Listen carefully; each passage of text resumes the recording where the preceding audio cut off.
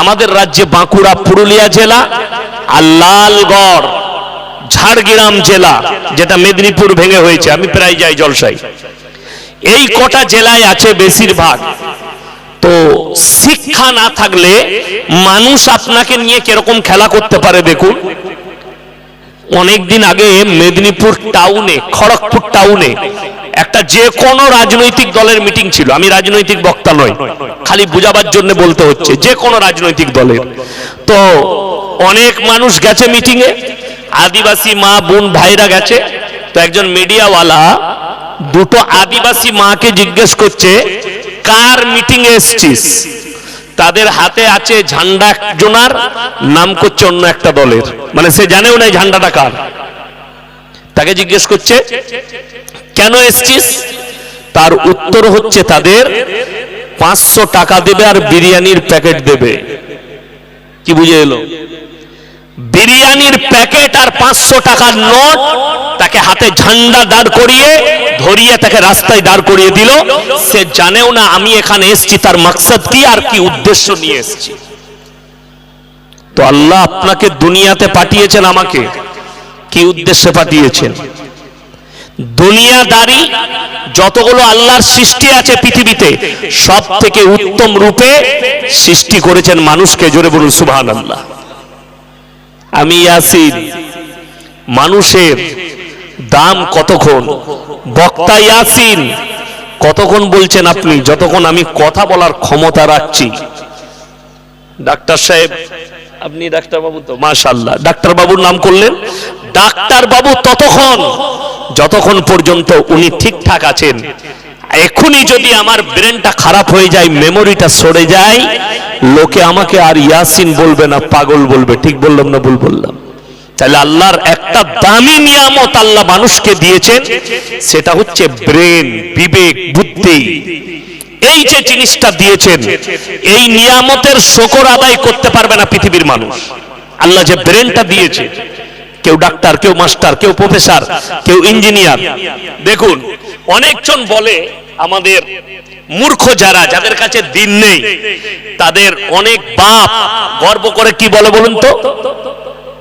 আমার বেটাকে আমি ডাক্তার করেছি, জানিস, শিক্ষিত করেছি। ডাক্তার এমনি নাকি? কে বললো তুমি করেছো? আল্লাহ তকদিরে দিয়েছিল বলে হয়েছিল। মাদ্রাসায় আমরা দুটো ভাই ভর্তি হয়েছিলাম। আমার মেজো ভাই এখনো পর্যন্ত যে কিতাবটা পড়েছে ওটা পড়িয়ে দিতে পারবে। আমার মেজো ভাই যে আছে, সে যে কিতাবটা পড়েছে এখনো পড়িয়ে দিতে পারবে। কিন্তু সে মৌলবি হয়নি, তাকে আল্লাহ কবুল করেনি। আমাকে আল্লাহ কবুল করেছে।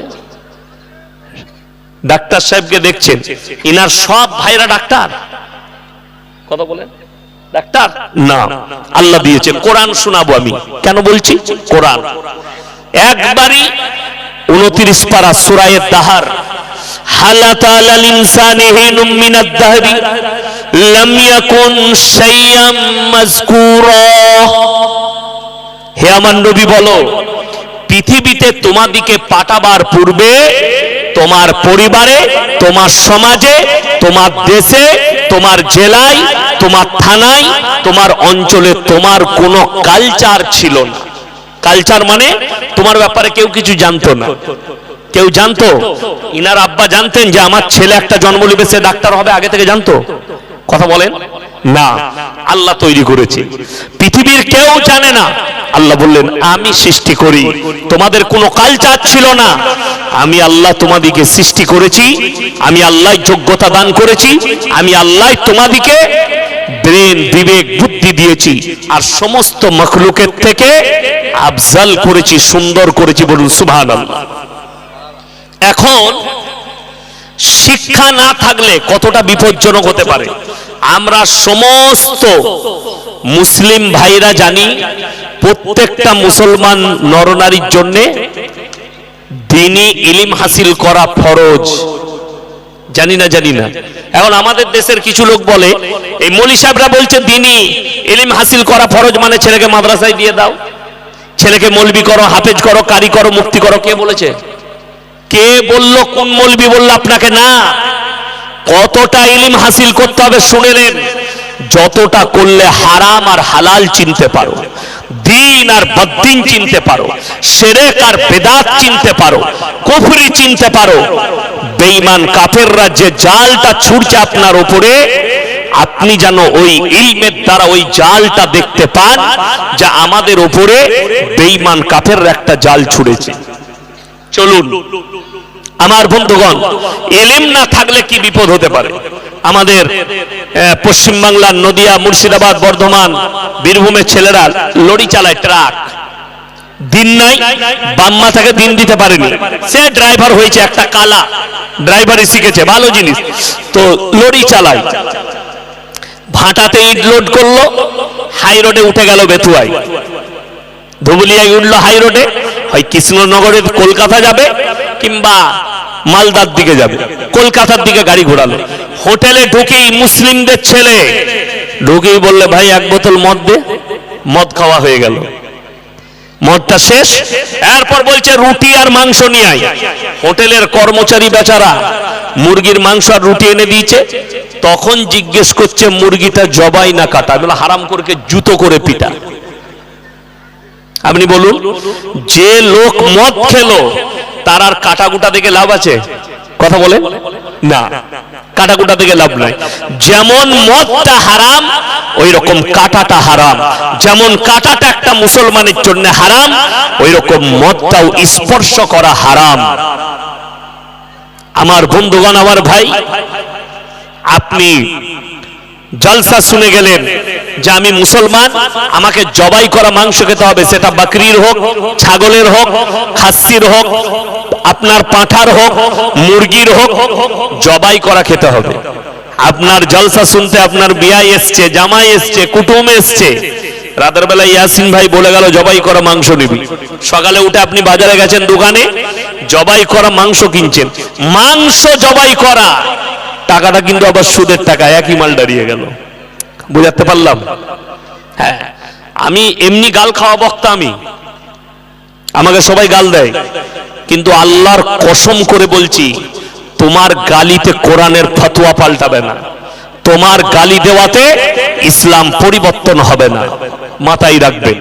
আর যদি এই মজমায় কোন বাপের বেটা থাকেন, কোরআন হাদিসের দলিল থাকে আপনার কাছে, স্টেজে এসে মোকাবিলা করবেন, কিন্তু গাঁজাখড়ি বই নিয়ে আসবেন না আমার কাছে। কোরআন হাদিসের দলিল নিয়ে, নবীজির আদর্শ নিয়ে উঠে আসবেন আমার কাছে। আমি একটা একটা করে বলে যাচ্ছি। এই ভারতে বর্তমানে 30 কোটি মুসলমান আছে। কত বললাম বাবা? 30 কোটি। এর মধ্যে 10 কোটি মুসলমান আছে কিনা সন্দেহ আছে। অনেকজনের গায়ে লাগবে কথাটা। যদি বলেন প্রমাণ, এই থানাটা কোন থানা? নাকাশিপাড়া থানায় প্রমাণ দেবো, এত প্রমাণ দেবো, ঢেকে দিয়ে চলে যাব প্রমাণ দিয়ে। একটা কথা মাথায় রাখবেন যারা বক্তব্য শুনছেন, আমি কিন্তু আপনার মসজিদের ইমাম নয়, আপনার বাপের গোলাম নয়। কমিটির লোক যদি বলে হুজুর এত কড়া বক্তব্য দিবেন না, পয়সা ফেক, তামাশা দেখ, আমার গাড়ি দাঁড়িয়ে আছে, নেমে পালিয়ে যাব, কালকে চাপড়ায় জলসা আছে, আবার এই বক্তব্যই দেবো, কালকে নিতে পারলে নিবি, না হলে আমাকে দাওয়াত দিস না। পরিষ্কার কথা। আমার মোবাইলে বায়ান শুনে আমাকে দাওয়াত দিয়েছে না দেয়নি? তাহলে আমি গোল আলু বক্তা লয়। তুমি যেমন বলবে আমি বক্তব্য দেবো না, আমি আমার কোরআন হাদিস বলবো। রাতের বেলায় ঘা করে দিয়ে যাচ্ছি, সকাল বেলায় মহলম লাগাবে। কথা বুঝতে পেরেছেন? মহলম। মুসলমান আব্দুর রহমান নাম রাখলে মুসলমান হয়, আব্দুল জব্বার নাম রাখলে মুসলমান হয়, আব্দুল সত্তার নাম রাখলে মুসলমান হয়, ফাতেমা নাম রাখলে মুসলমান হয়, জৈনব নাম রাখলে মুসলমান হয় না। নামের দ্বারা মুসলমান হলে তসলিমা নাসরিনও মুসলমান। কিন্তু আমি আল্লাহর কসম খেয়ে বলে যাচ্ছি, বর্তমানে সে কালমা পড়ে না ফিরা পর্যন্ত যাকে যে মুসলমান ভাববে, সে নিজেও মুসলমান নয়। তসলিমা নাসরিন নাস্তিক না নাস্তিক নয়? নিজেকে বলেছে নাস্তিক। তবে একটা মারাত্মক দিক আছে, পৃথিবীতে